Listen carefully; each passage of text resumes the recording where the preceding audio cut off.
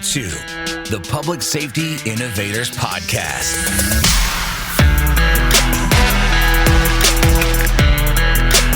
Connecting you with experts and trendsetters who are leading innovation in law enforcement, private security, and personal protection. And now, your host, Adam Wills.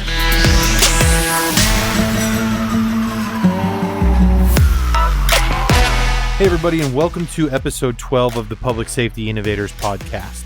Today we're going to be talking to Yael Bar-Tur.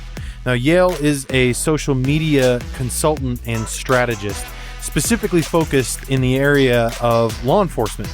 Now, Yael used to be the social media director with the NYPD, where she managed over 200 different social media accounts and managed a team there developing the social media strategy for the New York City Police Department and all the different boroughs within New York City. So we're going to be hearing from her about her advice on a couple of things. First of all, if you are already working in social media, she's going to talk about how you can step up your social media game as a law enforcement agency, how to better engage with your community, and how specifically to maximize the return and benefit that you get out of social media. Now, if you're one of the agencies out there that is not already doing social media and you've either been thinking about it but just didn't know where to start, or maybe you're afraid to step into it because, let's face it, social media sucks. It's a barren wasteland of nonsense and garbage. But there are some benefits that you can derive out of your law enforcement agency being on social media. And so we are going to talk in this episode about why you should be on social media, what social media platforms you should be most focused on being on, how to determine that, and what sort of content you should be posting, but more importantly, where to begin. And then, of course, at the end of the show, you're going to hear Yael offer a little bit about not only how to contact her, but she's got a special offer for those of you that might be in that last boat of, I don't know where to start, or maybe I'm stuck with where I'm at, and how you can connect with her to get a consultation for her to take a look at what you're working on and give you some advice, or even come out and teach a class to your social media team. So without further ado, let's go ahead and dive into my interview with Yael Bar-Tur.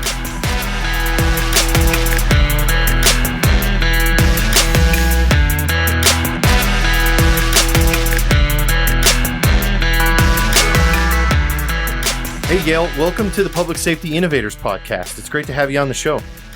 Thanks for having me. Yeah, so we're going to talk about a topic today that is always polarizing. Everybody loves to hate social media, and I would say I too have a love-hate relationship with it, but it's kind of become a necessary evil, if you will, in the public safety and specifically law enforcement world. Is that right? Yeah, it is. And you know, I don't blame you for having a love-hate relationship with it. I feel the same way. No, it's kind of funny because when I was in law enforcement myself as an administrator and whatnot, I actually can recall back to when law enforcement agencies first started getting into social media. And I thought it was the strangest thing. I was like, well, why would a police department or a sheriff's office want to be on Facebook, right? And now it's kind of this expected thing. We all just sort of expect that our local law enforcement agencies, our local government entities in general, are going to be on these social platforms for us to engage in. And it's just kind of an interesting nexus. And you've been a part of that evolution in how we've grown to accepting social media and utilizing it to our advantage in the law enforcement sector. And we're hoping maybe we can get some tips from you today and understanding how we can better leverage social media in today's environment. Yeah, absolutely. And you're right. The profession did go, I guess, like many others, very quickly from this is not something that we're going to do or we need to do to, I don't want to say fully embracing it, but definitely understanding that this is a new normal. Now, early on, there were some law enforcement agencies specifically that I can remember, Dallas PD being one of them, that was sort of a purveyor, if you will, into this space. That they were out there doing some really unique things on social media and sort of paving the path for everybody else. And I'm wondering if you can tell me that over this period of time, as engagement with social media for law enforcement specifically has grown, what sort of things do you see work and don't work? That's a good question, and I think it's important to understand that social media is constantly changing, and the things that people react to are constantly changing, and it depends on the environment and the time. But one of the things that I think consistently works is some kind of authenticity, and I think you can also say it probably works a lot in policing as well. When you connect, you have a conversation with someone, and you see them authentically, and they see you authentically. That usually is a good indicator that your social media is working, because if you manage to speak authentically and talk to people, in a kind of real engaging manner, you're usually doing something right. So what kind of posts are those that are really good at demonstrating authenticity? Is that authenticity, trying to put a face to our law enforcement officers, humanizing them, so to speak? Doing Mhm. some of the goofy things, pictures with donuts, stuff like that, or Sometimes, or yeah, pictures of that's like all playing fine. ball with kids in the community, that sort of stuff. Yeah, and I think when I say authenticity, and I'll elaborate on that, is it also humanizing our officers, and showing that they're real people, but also doing so in a way that doesn't seem, opportunistic, or like we're trying too hard, right? And it's funny that you mentioned, the donut jokes and things like that, and some of them are phenomenal and great, and some of them are kind of cringeworthy. And I think a lot of times the difference between those is, are you just doing it for the camera, or are you really kind of showing, a real and authentic side of yourself? Yeah, that's a good point. We can't try to fake or pose the authenticity, can we? Yeah, and people on social media have a really, really good nose for that kind of stuff. So, if they get a sense that you're doing something just for the likes, and especially if you're a law enforcement agency, you're held to a pretty high standard to begin with on social media, but in life in general. People are going to kind of call you out for those kind of things. So it is a fine line, but authenticity doesn't always have to be humor and humanizing. It can just be the tone of voice you use, the information you choose to share. We tell people that you should be talking as if you're speaking at a meeting to people, and not necessarily as if you're writing a press release, or you know speaking kind of very, very formally. Yeah, yeah, a little less formal for sure. Hmm. No, I'll just be open and honest with you here. I hate social media. I Me can't too. stand, and it doesn't matter whether it's for my business or just personally. Like I just don't enjoy being on social media, and it doesn't Mhm. really matter what the platform is: Facebook, Twitter, Instagram, Snapchat. It doesn't matter. It's just not something I enjoy. I really kind of try to stay away from them. And the only reason I'm even on any of those platforms is because I feel like it's necessary for my business, and because I want to connect with friends and family that are not people who are close to me. But that said, it's sort of like we said earlier, a necessary evil, and probably the most fun that I ever had with social media was when I was managing the social media for the law enforcement agency that I was an administrator of, and it just allowed a creative outlet that I really had fun with. And Mhm. I used to kind of structure things. So I had this sort of intention of trying to have a good balance of the type of content that we were putting out on a regular basis. And the way that I would structure that was it would be about 70% Seinfeld posts and 30% soap opera posts is what I called them. So there's Seinfeld and soap opera. Mm-hmm. And my Seinfeld posts were just fun posts about nothing that were just there to drive engagement and get Yeah. people interested in the content we were putting out, keep people informed about who we are, what we're doing, and what's going on in the community. But really, they weren't about anything in particular. There was really nothing at stake for us to drive to those posts. The other Mm-hmm. 30%, the soap opera posts, was more like high drama, right? Like a soap opera is. And those Mm-hmm. posts were things like wanted subjects that we were looking for, or an update on a case, or a press release, or things that we specifically needed to track our engagement on, needed to get high engagement, and wanted to see an outcome from. I'm Mm-hmm. wondering if do you have a structure like that you recommend as well for success in social media management for law enforcement? So I don't have a structure, but what I do recommend, and I don't think many people do, is actually having a structure. So the fact that you had thought about the types of posts and how they achieve the goals of your agency, I think that's the most important part. Because what we see a lot of times on social media, and this is true of many industries, and also people's personal presence, is we just kind of treat it like a journal, or we post whatever we want to post that day.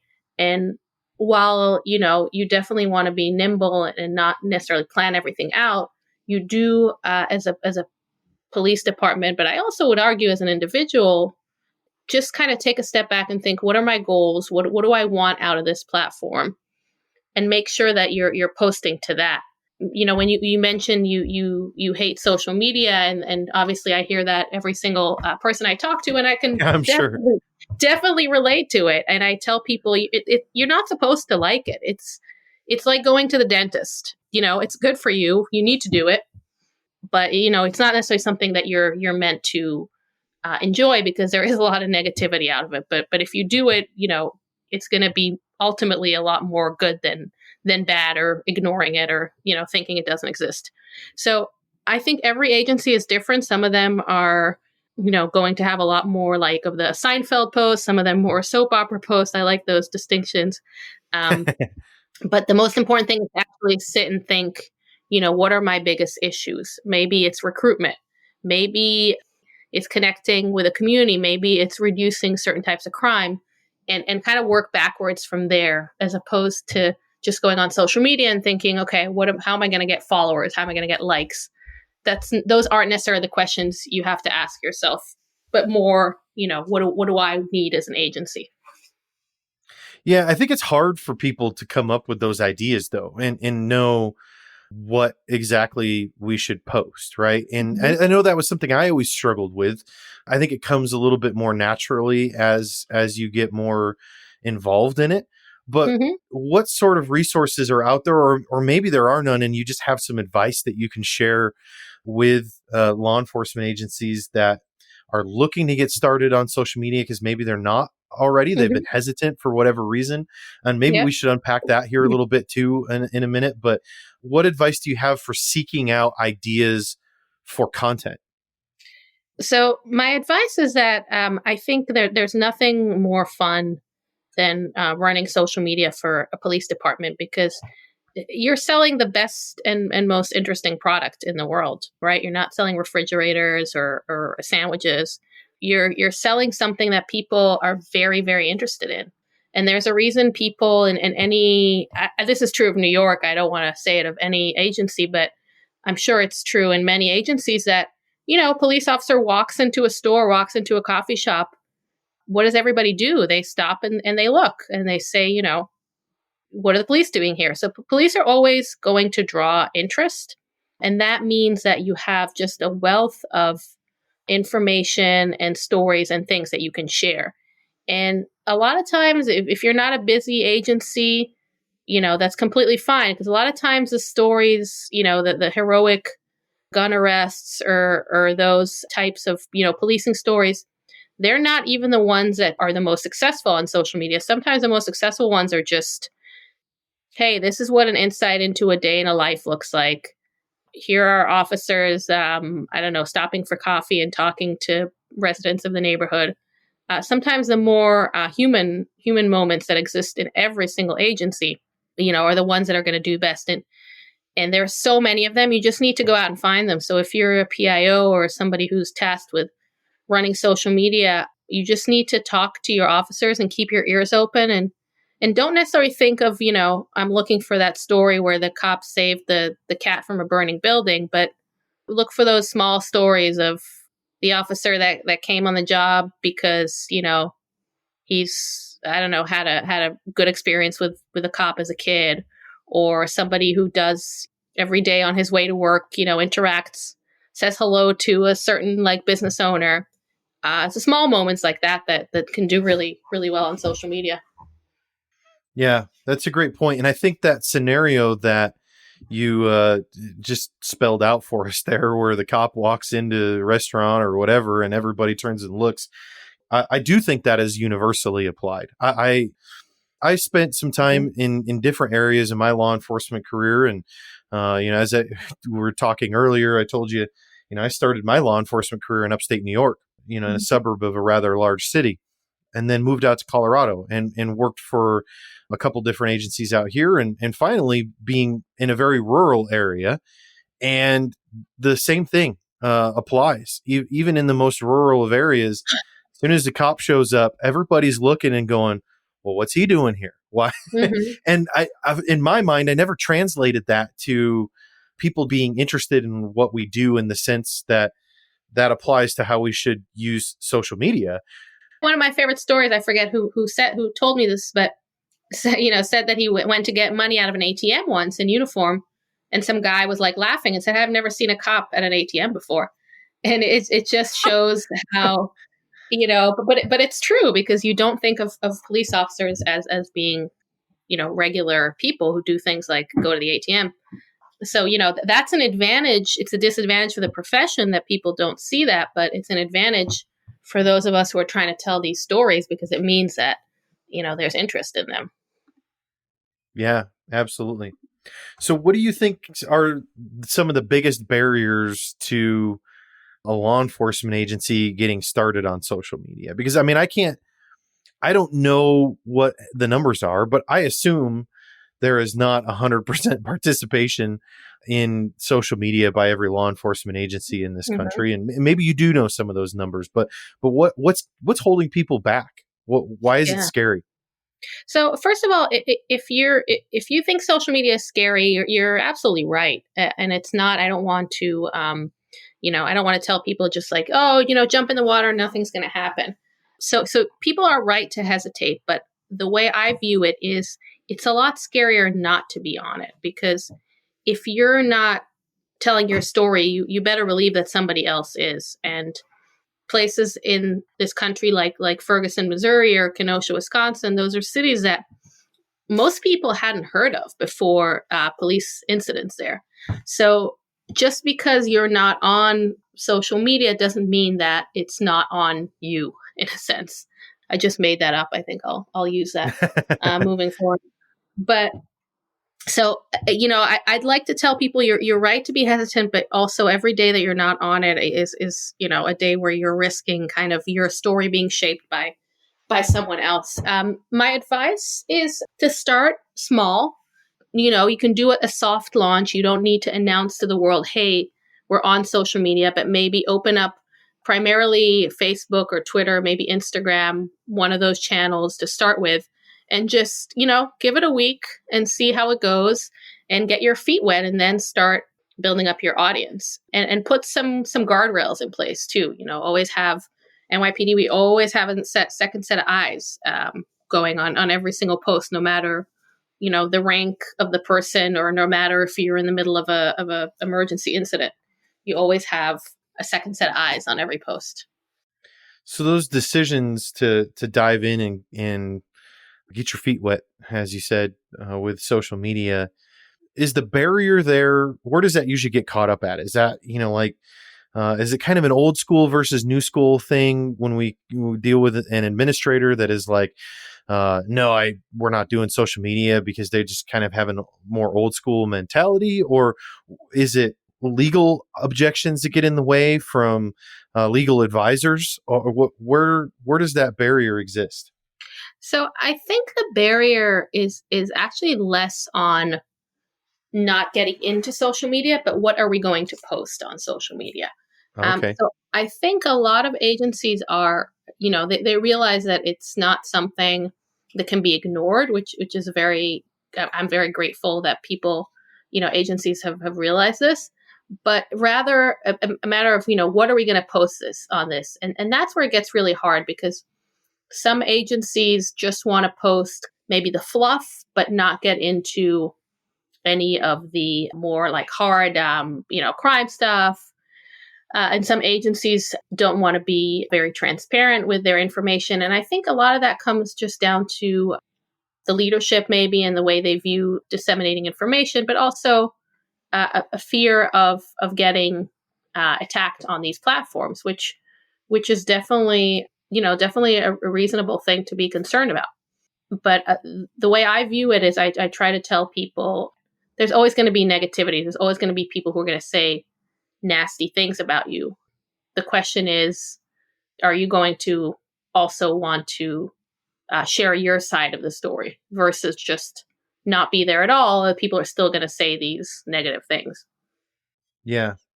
I think the community is going to make the assumptions they're going to make, regardless of whether you're purposefully and proactively engaging them in any medium. And Mm-hmm. I agree with your sentiment there. I mean, if we know that people are going to make their assumptions about what we're doing or not doing, and often those assumptions are inaccurate, right? Because it's there's a lot of mystery around law enforcement and what we do, regardless of our attempts to remove that mystery, especially when doing things like citizens police academies and like coffee with a cop, stuff like that. I mean, we do a lot of proactive things to try and sway the hearts and minds of people and give them insight into what we do, but yet there's still a lot of mystery around it. And people generally, and I don't mean this term in a bad way, but are ignorant about what we do in law enforcement. And so if we know that to be true, why would you not want another opportunity to engage with people and tell your side of the story? Like you said, yeah, people are still going to say some negative things, but at least your side is out there and available for people to see and digest. Yeah, and I think that's the point: is just being comfortable with criticism or comfortable with nastiness, and not to say that the nastiness isn't is something that you can just shake off, but just kind of recognize that yes, it's going to happen, but the good is going to just far outweigh the bad. Yeah, absolutely. Now, do you see varying amounts of success depending upon like platform that law enforcement agencies get on social media platforms? Do you have a recommendation like, hey, here's where you should start, but this is what you want to aspire to be on? Let's start with Facebook and Twitter, but eventually you want to integrate Snapchat and TikTok or whatever. I mean, what's usually your advice when you're asked that question about where do I start, but what do I want to be on? Yeah. What So platforms should my I be on? advice is to go where your audience is. And if all of your audience not are is I don't know, if you're a college agency, or maybe all of your audience is on Instagram, then that's where you want to go. But generally speaking, at least in the US, Facebook is still the giant, and that's a good place to start. And it's also a good place to start because Facebook people use, or at least they're, generally speaking, use their real names, and it's a little more communal. And it's a good place to get a somewhat representative part of the population. And then another place that I always recommend people go, and that's kind of the scariest one, is Twitter, because Twitter is where the journalists are, where politicians are, and it's where news breaks. Yes. So if you find yourself in a situation where there's some news surrounding your agency, if it's a shooting, but it doesn't always have to be a shooting. It can be, something that happened in Miami a few weeks ago where one of their officers was filmed, and he was wearing a Trump 2020 face mask, and that went viral on Twitter. So Twitter is a lot of times where things are going to go viral. for better or worse. And if you're not on it, then you're not going to be able to address it. Yeah, for sure. So you don't necessarily recommend then that, hey, we want to get into social media and right out of the gate, we should be on every single platform that's out there and available. Yeah, absolutely not. You really want to sustain whatever you're on. So the most important thing is that you can sustain what you're doing and not just, last thing you want is to open up a social media channel and kind of have it dormant. So, if you're one person and you're also, the chief detective or something, I know, a lot of agencies, a lot of people wearing multiple hats, then go to the place that you feel like you can sustain. And I think most of the time it's going to be either Twitter or Facebook, ideally both.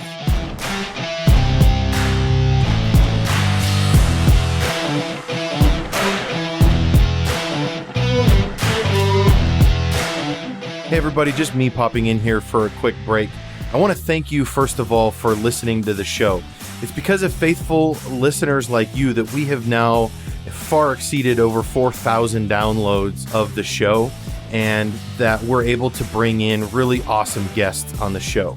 So I'd like to ask you to please share this show with your friends, and most importantly, please go and leave a review wherever it is that you listen to the Public Safety Innovators podcast. Those reviews help all of those different podcast directories, algorithms, to display this show to other people like you that may be interested in listening to it. So please go ahead and head over to psi.chat/review. And I've made it super easy there for you to leave a review on iTunes, Podchaser, and Stitcher. So please head over to psi.chat/review, and then let's go ahead and dive back into the show.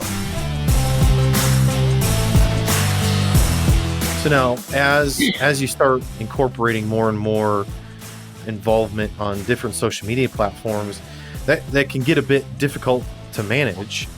Do you find any tools to be specifically useful for helping to manage multiple social media channels? Yeah, there are a lot of tools there, various levels of price ranges. You can use one I like to use is Hootsuite. You can use TweetDeck for Twitter. I think that's free. If you're managing a Facebook and an Instagram page, since they're owned by, they're both owned by Facebook, then, you can use Facebook Business Suite. But I generally, I'm a bit of a purist when it comes to those. So I'll use some of these management tools for monitoring. But I like to post as much as I can directly from the platform, because there's less room for things to get lost in translation. And there are always features that Twitter, Facebook, Instagram are going to hold on to and only allow people to use them when they're on the platform. So I don't know, to get very specific on, tagging in a photo on Twitter is something you can only do on Twitter. You can't do through third party. Yeah, there's a lot of each social media platform. I mean, that's part of the reason why there's so many, right? Is because each one of them kind of has their own little unique selling proposition of, we have this specific feature, right? And so there's a lot of those things when posting that if you use those tools to blast out, then you might be missing some opportunities that help your post engage better in that specific medium. And I've used Hootsuite before too. It's a great tool. I like it. I actually, when I do actually post on social media and get off my duff and do that, because like I said, I have a problem getting that done myself. A lot of my clients actually use a platform called Hero Post. Okay. Hero Post, I've found, seems to do the best at taking advantage of some of those nuanced features of each platform and still allowing you to cross post and monitor and schedule. So yeah, I mean, I think those are good tools to check out, certainly to maybe save yourself some time and that sort of thing. Yeah. So let's talk about current events. Yeah. Is there anything going on in the news right now? I don't know. Nothing exciting about policing.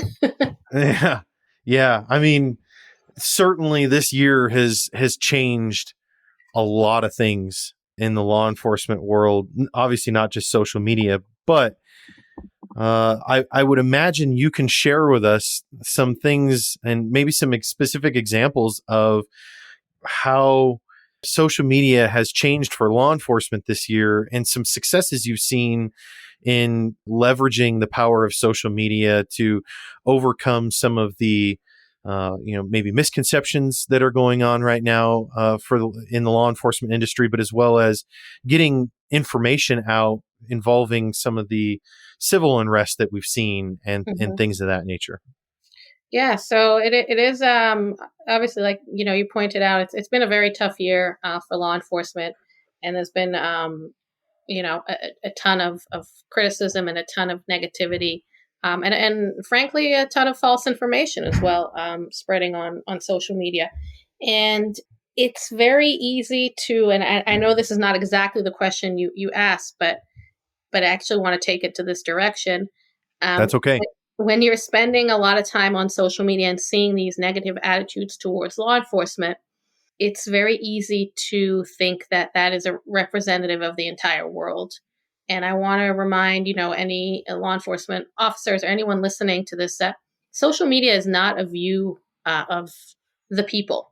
It doesn't accurately reflect how people feel about you. And you know when you see a lot of this negativity and sometimes just actual hate, not to say that it's not real and not influential, but I think time and time again surveys are still showing that across the board, across different parts segments of the population, there's still support and appreciation for law enforcement. So I think during these times, it's important to just really understand that social media does not give us an accurate view of the world, and it's very easy to kind of turn around and say, oh, everything sucks and everybody hates us. It's a tough time for sure, but social media makes it look a lot worse. Yeah, I think it's certainly there's a couple of factors there, and one is that people tend to take to social media with their grievances, right? I mean, we don't. Well, certainly there's a lot of positivity on social Yeah, media. It seems like people are often a lot more motivated and willing to go to social media with their grievances, whether accurate or not, than they yeah. You are don't usually with go to their social media to be like, positivity. well, I see two sides of this. Yeah. Well, and I think the other part of that too is the algorithms are kind of intended to deliver content to your timeline that those platforms believe is similar to your views. So if you're a member of certain types of groups or depending upon who you're friends with, I mean that all those things factor into the type of content that's being delivered to your timeline. It's not a complete view of the overall mindset of everybody on that platform. Yeah, yeah, for sure. And I always tell people, remember that everything you post, let's say you have 100 comments, they're very negative, let's say. But for those 100 comments, you have, 10, you can have 10,000 views. And that means there are a lot of people out there that are just, watching this and engaging with it and don't feel the need to chime in. And there's a lot of, definitely a selection bias there, the people who are jumping in for better or worse. It's just important to remember that the majority of the population doesn't feel the need to necessarily take a side of like pro or anti law enforcement. They're people who are just thinking about these things in more complex terms, as we should. Yeah. Now I was looking at your blog the other day on your website, Hmm. and I was reading a post titled "Should Cops Be Tweeting About Protests?" Hmm. And I thought that was a really interesting topic. And I found that post to be interesting because obviously there's a lot of question with these being kind of unprecedented times, really, right now. Those that are responsible for making the decisions about what goes out on social media in Hmm. their respective law enforcement agency, there's questions about what should we be tweeting or putting on any social media platform. How is this going to benefit us? How could it backfire? Hmm. And you spoke in depth in that blog post about how social media can be leveraged in the midst of these protests. And I'd like for you to share some of that here with us, if you would. Sure, yeah. So again, it's important to remember that social media is a tool. So if you have protests in your area, you're very likely going to need to give information to people, whether it's traffic information or information about arrests that you're making. And it's important to be able to use these tools to not only inform the community about things that are relevant to them, but also inform them, about what you're doing and stand behind the decisions that you're making. And again, if we stop thinking about social media as a place to get likes or have arguments and just start treating it as a tool to disseminate information, I think it's a lot easier for agencies to think about that. And the best case I can make for it is that everybody's talking about it. So again, I bring Kenosha up just because I hadn't heard of this town before. But if an agency says I don't want to be on social media, but you are trending and everybody on Twitter and Facebook is talking about you, then you're likely making it worse if you're not engaging. Yeah. So what sorts of things should and should not, in relation to civil unrest that we've been seeing around the country, what sort of things should and should not be posted on social media, and what is the end game? What's the goal in posting those things? So I think it's not necessarily what you should or should not, but I think it's more remembering your role. And so our role is not to be a journalist or not to kind of tell people, everything that's happening, but our role is to inform the public and keep them safe. And if we think about the messaging through those eyes, it's going to be easier to kind of know what to post. And I think that's very important in the time that we're in right now, is not to necessarily take part in the kind of national debate around law enforcement unless it's entirely relevant to your agency, but more about informing people and giving them the information they need to get around or to understand why certain police actions have been taken. And if we can get that information out there, it's going to tell the story for us in the best possible way. So is the hope there then, partially at least? I mean, I understand it's all of these things. I mean, we want to connect with the community so that they know, people outside the event. We want them to know what's going on, keep the community informed, allow them to understand the reason why we're making the decisions we are and responding in the way we are. Mm-hmm. We want to keep the media informed. But is there any realistic expectation that we can, through these types of posts, regardless of whether it's on Twitter or whatever platform, that we can engage with the people that are actually in the midst of this civil unrest and persuade or sway their action in a positive direction? Yeah, absolutely. I think it's not a cure all. It's not going to be the primary method that you're going to engage with the people on the ground, because obviously your officers are there and they have a better view for that. But you're going to be engaging in the people of your town. So let's say there's a protest in your town. You make arrests. The people who are, let's say, sitting at home and debating whether or not they should be joining the protest or how they feel about the police department in that moment of time, you want to make sure that you're giving them the information to make those decisions. So if the current narrative on social media is, I don't know, cops just arrested 20 people for just standing on the street, well, when in reality you have the information that only a small number of arrests are made and they were made for specifically, blocking traffic, then you have to share that for the sake of the people who are coming out to these events and the people of your town that are talking about it. Yeah. So, I mean, that allows them the opportunity to make the decision whether it's something that they want to stand behind, get engaged in, and also knowing really where the boundary lies, right? Mm-hmm. Understanding, well, what type of action is going to elicit this sort of response from law enforcement. Yeah, and explaining the actions too. And I've seen some agencies post, the warnings on social media before they make the arrests, as they do on the ground. So, if on the ground they're saying through a loudspeaker and kind of telling the community that people will be arrested if they don't disperse and giving them that opportunity. Some agencies will post that on social media as well, and I think that's valuable too, because you're giving you're giving the people watching also making sure that they know that you're kind of giving that fair warning and fair opportunity. Yeah, absolutely. Well, Yale, you're certainly an expert on the topic of social media and seen as a guru, if you will. And I'm still learning every day, and I learn a ton from, the agencies I work with as well. well, I just declared you as that today No, anyway. thank you. So I'll take you can put that title on your business cards and it. I will. law enforcement social media guru. Tell us a little bit about your background. Like, how did you become so experienced and well versed in social media? What does your background look like in that? So I was actually born and raised in Israel. So I've been in the US for about 14 years now, almost 14 years.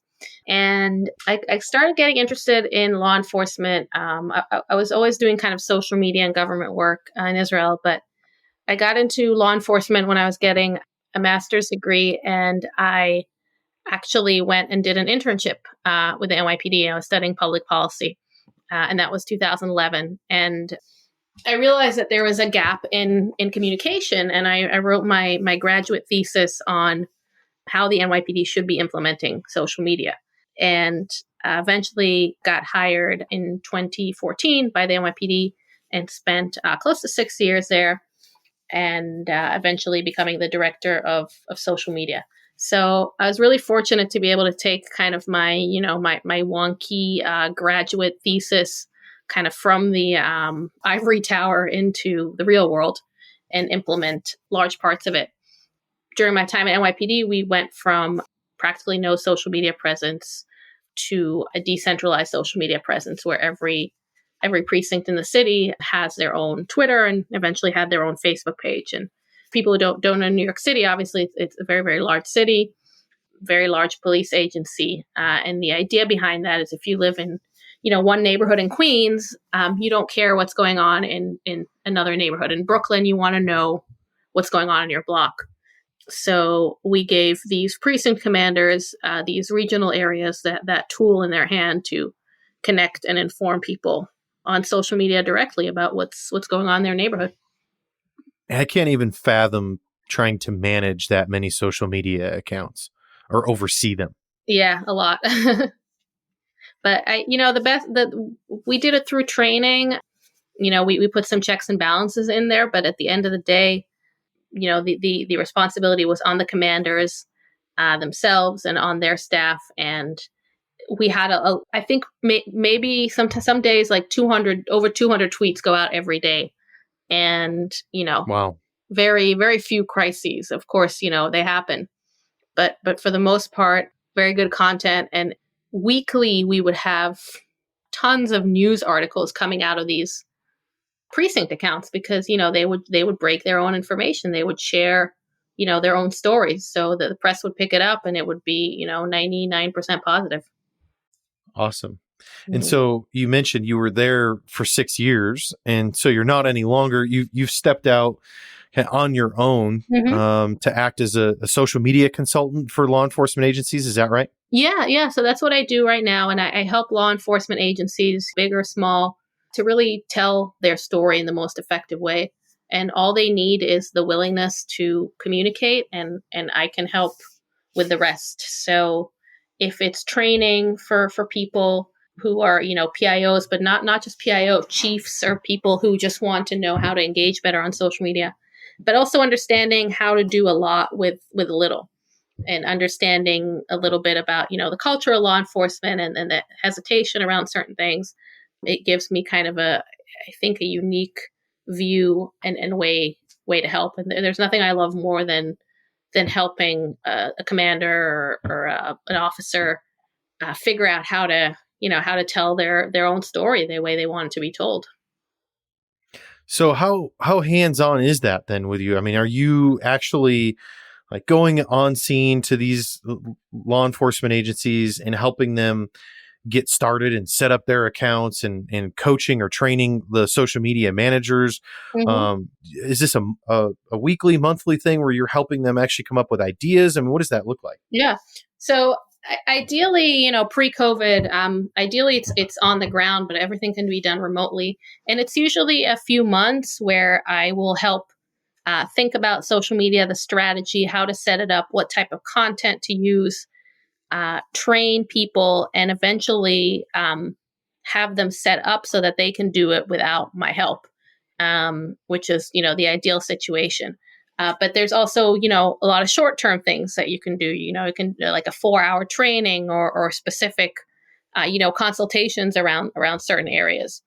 But the kind of ideal situation is if a police department agency comes to me and says, "Hey, we have social media, but we're not utilizing it correctly, or we don't have social media at all. Where do we start?" And I can walk through and make sure that, they have everything set up to succeed with it. And you mentioned that you can come on or on location, excuse me, and do Mhm. like a training. So do you have a set course, or do you just kind of cater that to whatever the needs of the particular law enforcement Yeah. agency are? I always cater it to the needs of the law enforcement agency because everybody is different.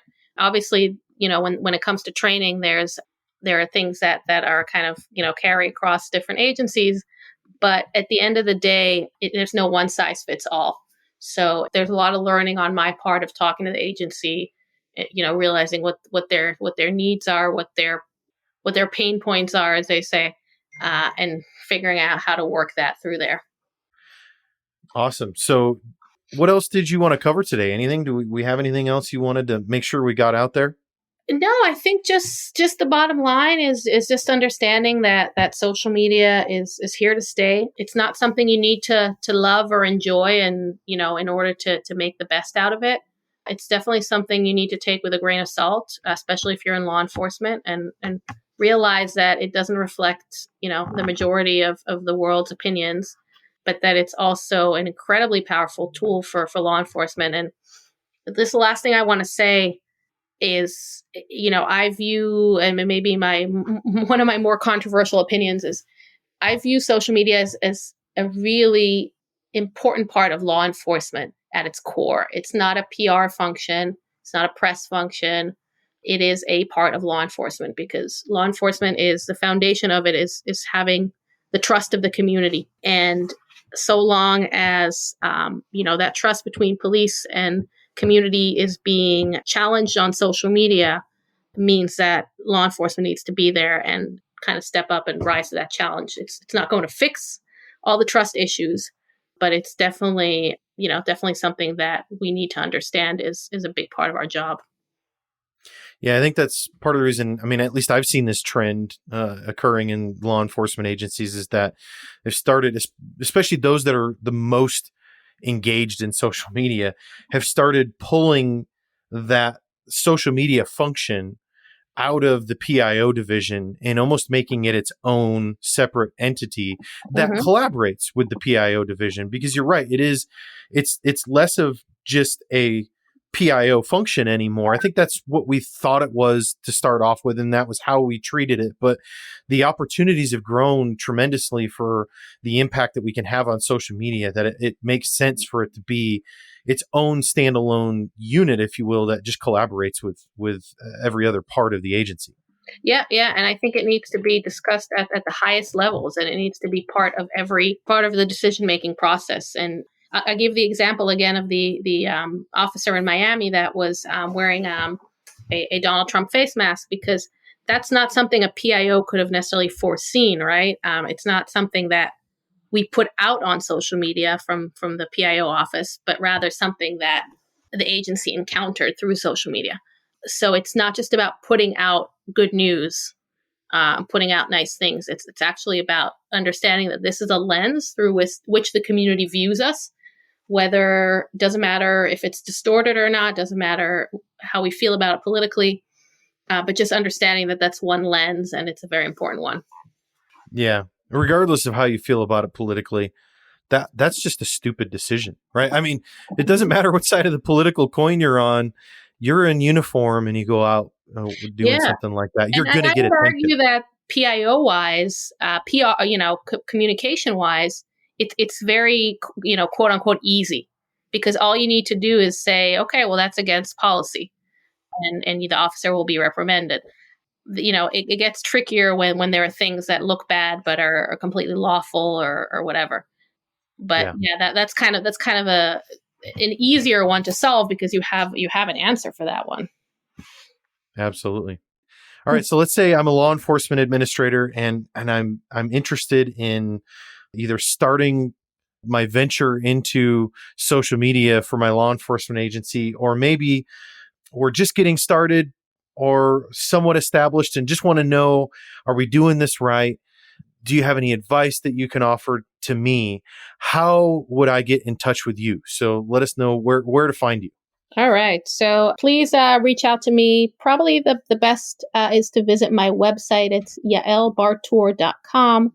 That's YAELBARTUR.com. I know it's a very complicated name, but I'm sure you'll have it written down somewhere. And then I can also connect with me on Twitter, Yael BT, or on Facebook or LinkedIn, just by using my name, Yael Bartour.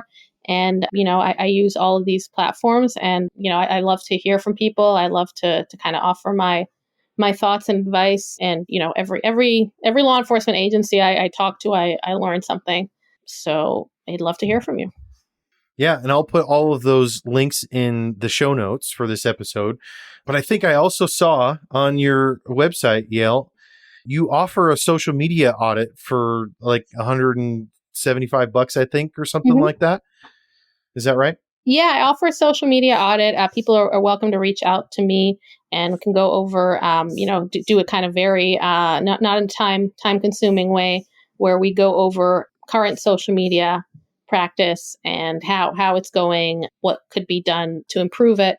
Perhaps I find that a lot of people have social media, they've gone over that initial hump of getting there, but they're still not convinced that they're utilizing it correctly. And a lot of times, unfortunately, they're right. But the good news is, all you need is an audit, and you can do some course corrections. Yeah, I think that's money well spent. Absolutely. All right. Well, it's been awesome having you on the show, Yael. Really appreciate it. This is a really great episode. Oh, thank you. All right. Take care. Thanks.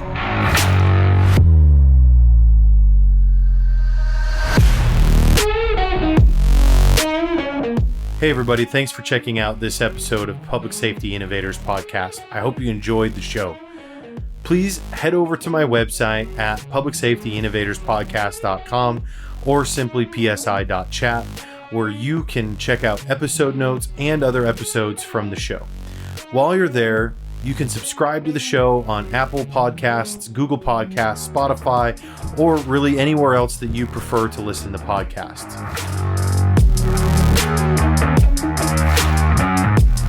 I would greatly appreciate if you could help other people find the show by leaving a review wherever it is that you prefer to listen to the show. I'd love to hear from you if you have feedback about the show, a suggestion on a guest, or maybe you're a public safety innovator yourself and would like to be a guest on the show. Please head over to my contact page on the website and you can submit that information there, or just email me at adam@psi.chat. All right, I'll catch you on the next episode.